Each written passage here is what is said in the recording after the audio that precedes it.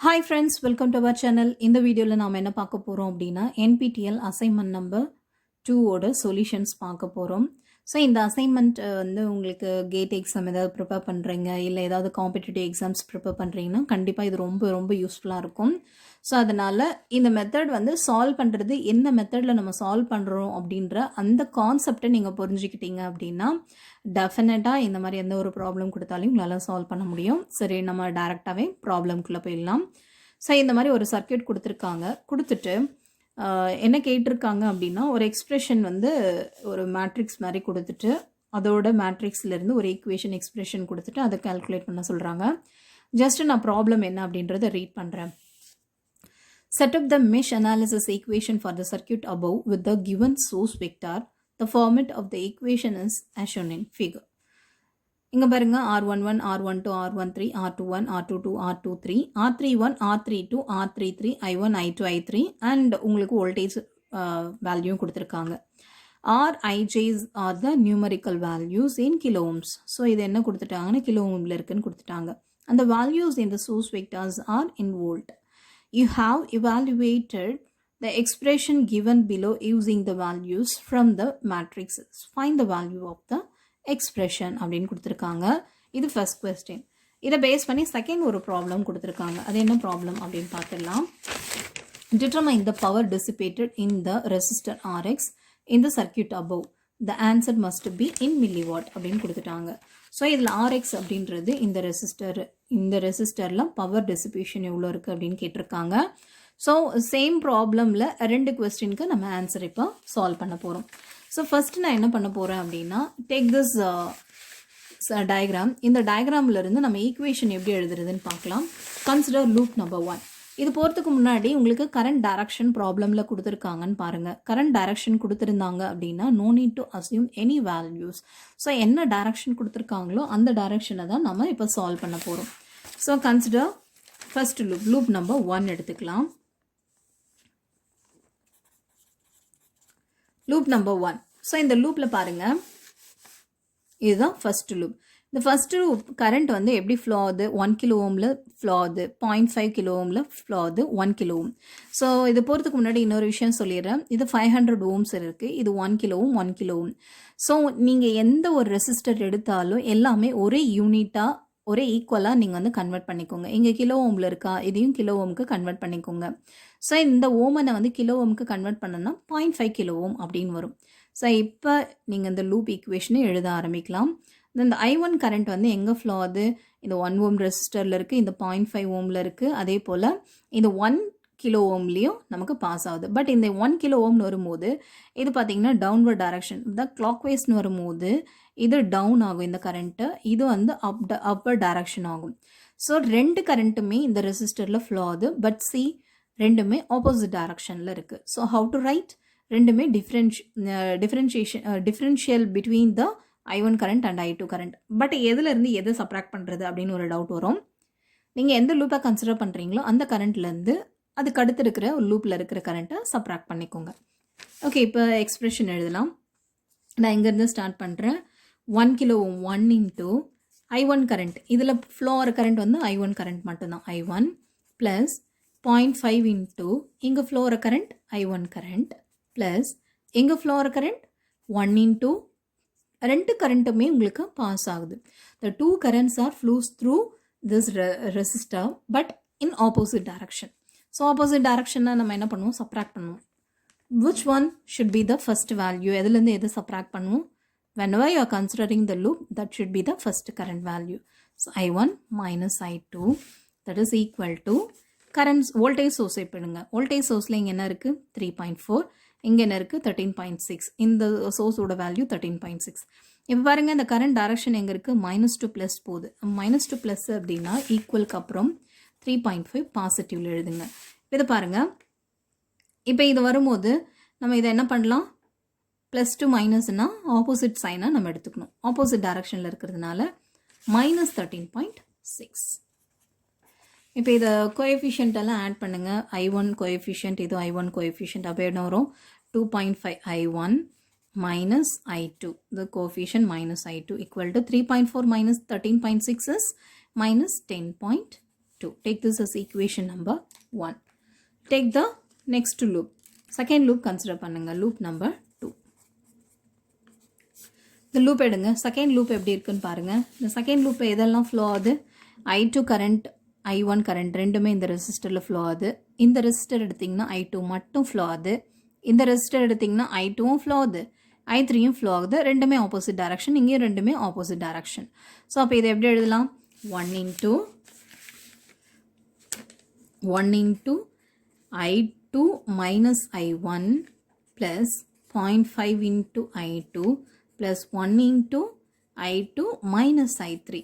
So எப்போல்லாம் நீங்கள் வந்து அந்த லூப்பை கன்சிடர் பண்ணுறீங்களோ அதை தான் ஃபஸ்ட்டு போடணும். தட் இஸ் ஈக்குவல் டு இப்போ சோர்ஸ் எடுங்க. சோர்ஸ் வந்து பார்த்தீங்கன்னா இது +2 மைனஸில் போகுது.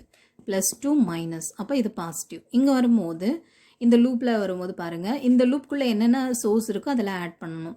ஸோ இங்கே பாருங்கள், வோல்டேஜ் சோர்ஸு ரெண்டுமே சீரிஸ் காம்பினேஷனில் இருக்குது. அப்போ இதை என்ன பண்ணலாம்? இந்த லூப்பை பொறுத்த வரைக்கும் இது சப்ராக்ட் பண்ணலாம். பிகாஸ் இது வந்து ஆப்போசிட் டைரக்ஷன் இருக்குது, அதனால் மைனஸில் ரெப்ரசன்ட் பண்ணணும். ஸோ அப்போ எப்படி எழுதலாம்? ஈக்குவல் டு 13.6 மைனஸ் 3.4ன்னு எழுதலாமா? இப்போ இதோட கோஎஃபிஷியன்ட் I1 கோஎஃபிஷியன்ட் எழுதுங்க. I1 மட்டும் இது மட்டும் இருக்கும். மைனஸ் I1, I2 எடுத்திங்கன்னா இது ஒரு I2, இது ஒரு I2, இது ஒரு I2. அப்போ plus 2.5 into I2 minus coefficient வந்து minus I3 equal to 13.6 minus 3.4 is 10.2. Take this as equation number 2. Next, third loop consider பண்ணுங்க. Loop number 3. Third loop consider பண்ணிங்கன்னா இங்கே பாருங்கள், third loopல இந்த I3 current வந்து இந்த 1 kilo ohmல போகுது. Then 0.5 kilo ohmல பாஸ் ஆகி 1 kilo ohm வருது. இந்த 1 kilo ohmலையும் 0.5லையும் நமக்கு I3 current மட்டும்தான் இருக்குது. But when you are considering this 1 kilo ohm, ரெண்டு கரண்ட்டுமே ஃப்ளோ ஆகுது பாருங்கள். I3யும் ஃப்ளோ ஆகுது, I2வும் ஃப்ளோ ஆகுது. அப்போ இதை எப்படி எழுதலாம்? I3 minus I2 because இங்கே நம்ம எந்த லூப்பை கன்சிடர் பண்ணுறோம்? I3 லூப்பை கன்சிடர் பண்ணுறோம். தேர்ட் லூப்பை கன்சிடர் பண்ணுறதுனால I3 minus I2. ஸோ இப்போ இதை எப்படி எழுதலான்னு பாருங்கள். 0.5 into I3 plus 1 into I3 plus 1 into I3 minus I2 that is equal to, இங்கே பாருங்கள், இது முடிச்சாச்சு. இதில் I3 current, இதில் I3 current, I3 minus I2 equal to, இங்கே பாருங்கள் டைரக்ஷன் பாருங்கள், ப்ளஸில் இருந்து மைனஸ் போகிறதுனால பாசிட்டிவ் 3.4. இப்போ இந்த லூப்பில் வரும்போது இது +2 மைனஸ், -2 ப்ளஸ்ன்னும் போது பாசிட்டிவ், +2 மைனஸ்ன்னும் போது ஆப்போசிட் டைரக்ஷன், அப்போ -6.8. இதை சிம்பிளிஃபை பண்ணலாம். I1 இல்லை, I2 இருக்கா பாருங்கள், -I2, I3 0.511, அப்போ plus 2.5 I3 that is equal to 3.4 minus 6.8. It's minus 3.4. Take this as equation number 3. Now we are going to form the equation into matrix format. So என்னென்ன equation கிடைச்சதோ அதை அப்படியே இங்கே எழுத போகிறோம். ஸோ இதோட coefficient என்னது? 2.5. First ஈக்குவேஷனில் இருக்கிற coefficient 2.5 minus 1. I3 இல்லை, I3 இல்லைன்னா 0. செகண்ட் ஈக்குவேஷன் எடுத்துக்கோங்க. செகண்ட் ஈக்குவேஷனில் I1 values -1, I2 ஓட coefficient 2.5, I3 ஓட coefficient -1. Third equationல 0 because there is no I1, I2 -1, I3 is 2.5. That is into, இங்கே என்னென்ன current இருந்தது? I1 current, I2 current, I3 current, that is equal to voltage value. So இங்கே voltage என்னது? equation numberல 10 minus 10.2, equation number 2 10.2, equation number 3 minus 3.4. So this is your voltage. So which is in the form of R matrix into I matrix equal to voltage matrix. So இதுதான் இந்த ப்ராப்ளமில் இந்த எக்ஸ்பிரஷனில் இங்கே கொடுத்துருக்காங்க. So இப்போ இது R11, R12, R13. So அப்போ நமக்கு இங்கே தெரியும் இது R11, இது R12, இது R13 நமக்கு தெரியும். ஸோ அதே போல் R21, R22, R23, R31, R32, R33 நமக்கு தெரியும். ஸோ இப்போ எக்ஸ்பிரஷன் வந்து இந்த எக்ஸ்பிரஷன் கொடுத்துருக்காங்க. இந்த எக்ஸ்பிரஷனை நம்ம இதில் சப்ஸ்டியூட் பண்ண போகிறோம். என்ன எக்ஸ்பிரஷன் கொடுத்துருக்காங்க? நான் திரும்ப அப்படியே எழுதுகிறேன். R11 into R12 plus R22 into R23 plus R31 into R32.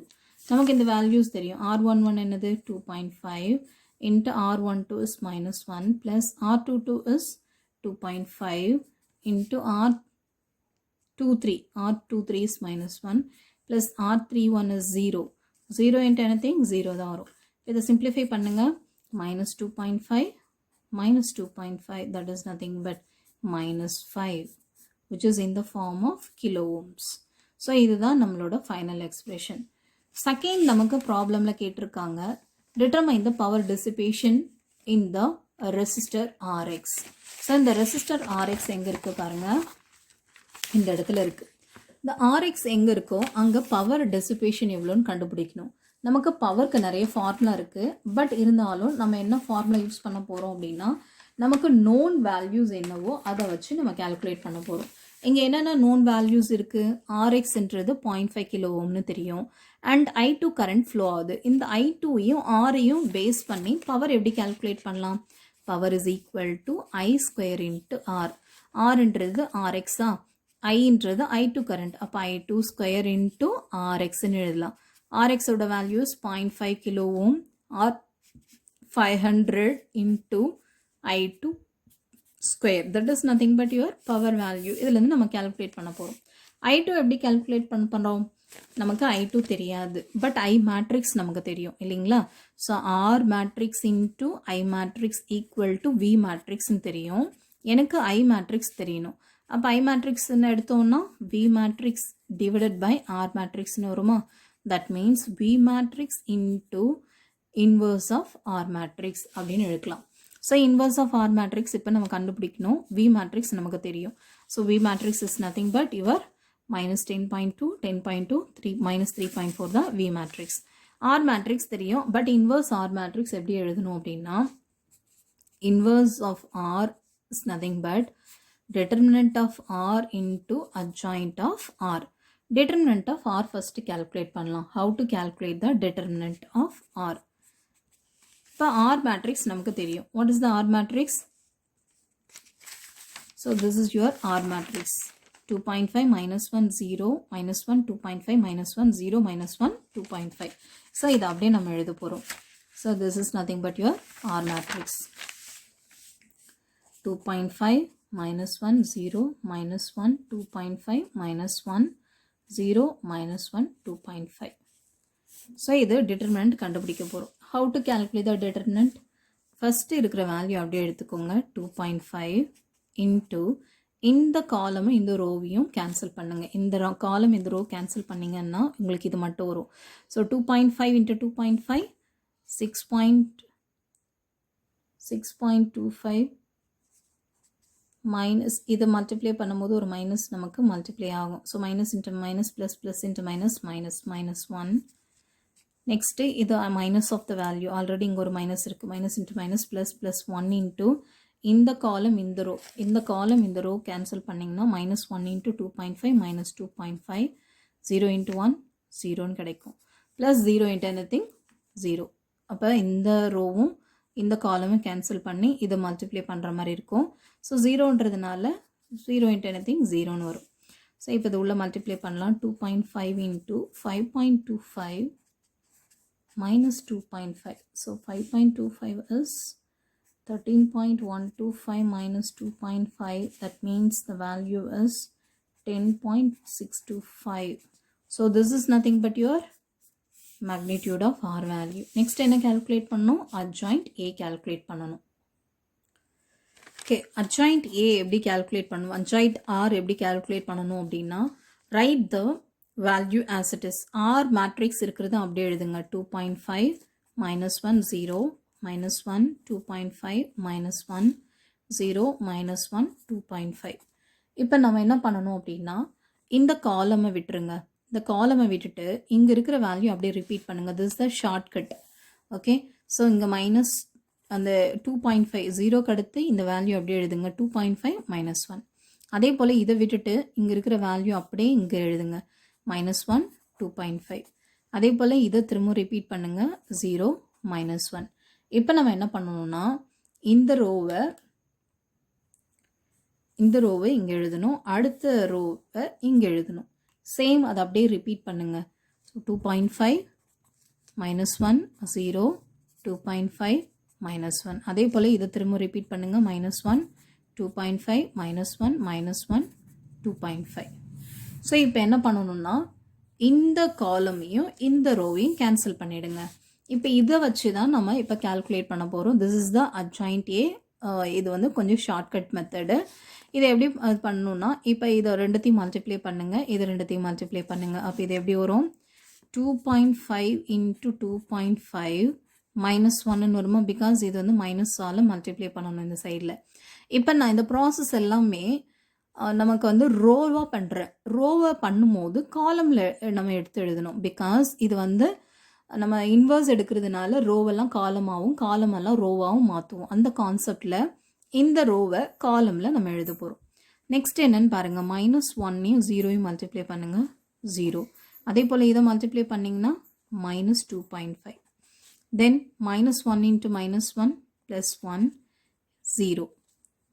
Next இதை மல்டிப்ளை பண்ணுங்கள். -0 0 0 0 இங்கே மல்டிப்ளை பண்ணிங்கன்னா -into ப்ளஸ் ஆகிடும். So 2.5. Next 2.5 into 2.5 -0. Next 0 into anything 0. இதை மைனஸ் உள்ள மல்டிப்ளை பண்ணிங்கன்னா 1 more 2.5. தேர்ட் பார்க்கலாம். -1 into -1 +1. அதே போல் 0 இது வந்து கேன்சல் பண்ணிங்கன்னா 0 மல்டிப்ளை பண்ணிங்கன்னா 0 தான். 0 into -1 0. இதை மல்டிப்ளை பண்ணிங்கன்னா -1 into 2.5 into -1 plus 2.5. இப்போ இதை பாருங்கள். 2.5 into 2.5 இதை மல்டிப்ளை பண்ணுங்கள். Minus into minus plus 1 more minus வந்து நமக்கு மல்டிப்ளை ஆகும். So -1. This is the easiest method to calculate the adjoint R. So இப்போ இதை calculate பண்ணோம்னா 6.25 -1 is 5.25, 2.5 1 and this value is -2.5, 6.25, 2.5 1, 2.5, 5.25. So actually நான் இந்த இடத்துல மிஸ்டேக் பண்ணிட்டேன். So 0 into 0 -1 into 0 0. இங்கே -1 into 2.5 வந்து ப்ளஸ் 2.5 தான். So you'll be getting this. This is your adjoint R. So adjoint Rல நம்ம இப்போ என்ன பண்ணியிருக்கோம் அப்படின்னா மாடுலஸ் ஆரும் adjoint ஆரும் கண்டுபிடிச்சிட்டோம். இப்போ என்ன பண்ண போகிறோன்னா inverse R matrix calculate பண்ண போகிறோம். How to calculate inverse R matrix? Inverse R is equal to 1 by magnitude, that is modulus of R, that is 10.625 into adjoint value.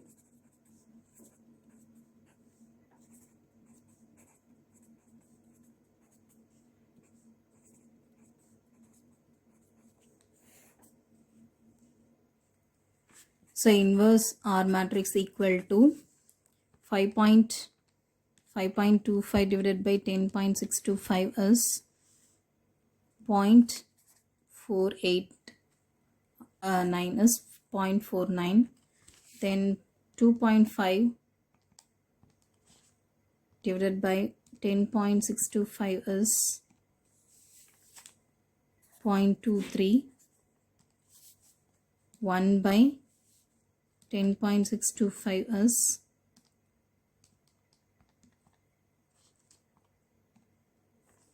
0.09 and 2.5 divided by is 0.23. 6.25 divided by 10.625 is 0.588 or 0.59 எடுத்துக்கலாமா? 2.5 already நம்ம calculate பண்ணோம் 0.23, 1க்கு already calculate பண்ணோம் 0.09, 2.5க்கு already calculate பண்ணிட்டோம் 0.23, 0.25 divided by 10.25 is 0.49. So this is nothing but your R matrix. இப்போ R matrix நமக்கு தெரிஞ்சிருச்சு. இதுலேருந்து நம்ம என்ன கால்குலேட் பண்ணலாம்? I matrix கால்குலேட் பண்ணலாம்.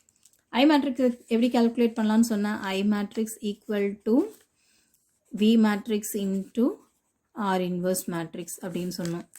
ஸோ இப்போ I1, I2, I3 that is equal to நமக்கு R matrix நமக்கு தெரியும். R inverse is 0.49, 0.23, 0.09, 0.23, 0.59, 0.23,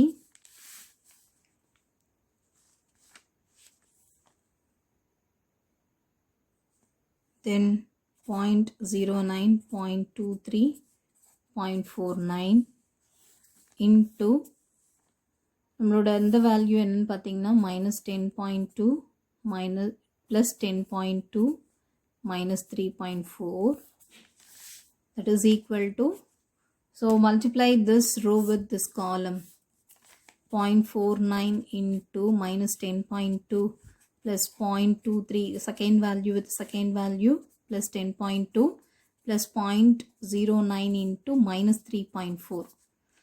Same way this row with this column, 0.23 into minus 10.2 plus 0.59 into 10.2 plus 0.23 into minus 3.4. Same this row with this column, 0.09 into minus 10.2 plus 0.23 into 10.2 plus 0.49 into third value is minus 3.4. Now multiply this value. So first value is 0.49 into minus 10.2